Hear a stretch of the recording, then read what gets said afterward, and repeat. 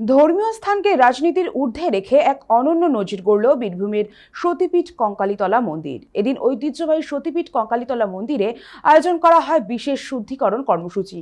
মন্দির চত্বরে পবিত্র গঙ্গাজল ছিটিয়ে মন্ত্রোচ্চারণের মধ্য দিয়ে নেওয়া হয় এক গুরুত্বপূর্ণ সংকল্প।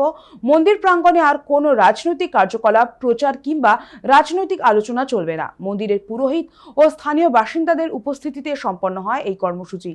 উদ্যোক্তাদের বক্তব্য, ধর্মীয় স্থান মানুষের শান্তি ও ভক্তির জায়গা, সেখানে রাজনীতির কোনো স্থান নেই। তবে স্থানীয়দের একাংশ এই উদ্যোগকে সাধুবাদ জানিয়েছেন। তাদের মতে কঙ্কালীতলা থেকে যে সম্প্রীতির বার্তা উঠে এলো তা আগামী দিনে অন্যান্য ধর্মীয় স্থানগুলির কাছেও উদাহরণ হয়ে থাকতে পারে।